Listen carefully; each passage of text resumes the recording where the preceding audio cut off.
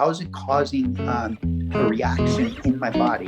And the problem with the reaction is a slave action. A reaction is a slave action. You don't think about it. It just takes over. And so anxiety and panic attacks do that. So what I would find is I would literally wake up in the middle of the night and I would feel just a little twinge of it. And I would say, okay, do I like how I'm feeling right now? And I'd say, I don't. How would I rather? Second question, 2 questions only. 1, do I like how I'm feeling right now? But remember, you have to win that war in the morning. You have to catch it early. Do I like how I'm feeling right now? No. And you're never going to ask that question if you're like partying and having a great time and laughing and on a $1 million yacht and drinking vino and having lots of laughter with your friends. You don't ask, you're not like, oh, am I enjoying myself? No, you're enjoying yourself. Acknowledge, I love it. Yeah. Yeah, you love it, right? And so we only ask that question when we don't like how we're feeling. So we just cue our brain. I cue my brain. Let me just ask these 2 questions real quick. Okay.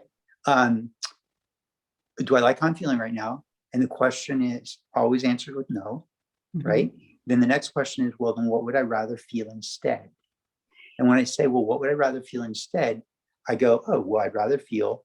And then whatever comes out of me in that moment, inevitably for me, it's 3 things, not 3 of the same things, but my brain always is like, I'd like to feel love, happiness, and joy. Now you might say all of those are the same, but happiness and joy in my brain might be something different. So if your brain says things that are the same, just accept it. And then here's the thing, here's the key. You literally, if you catch it soon enough, can just shift. Remember, those who shift the quickest are the most successful. Why can you shift? Because I felt love before.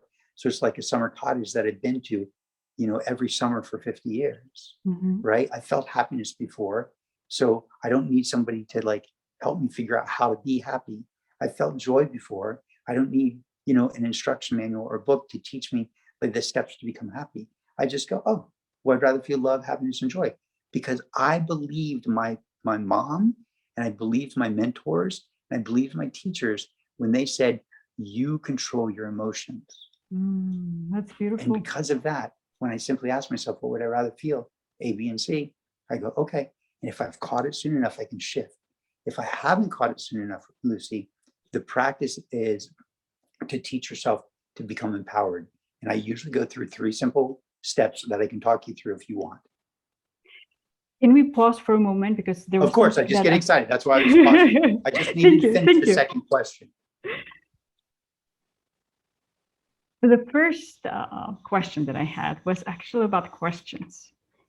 And I find that you're asking yourself powerful questions, because the questions that I feel many of us, at least myself, I ask sometimes, still catch myself asking that question, is why this is happening to me. It is a question, but the energy and emotion that where it leads us is actually more feeling victimized, disempowered.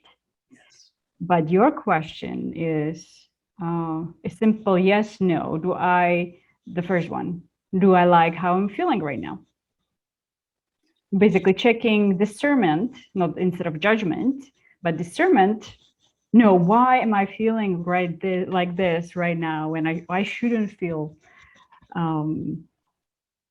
So discernment, a question. And then the next question, pointing your focus into something better instead of dwelling into what we don't want. So kind of having your questions guide you in the direction out of that situation.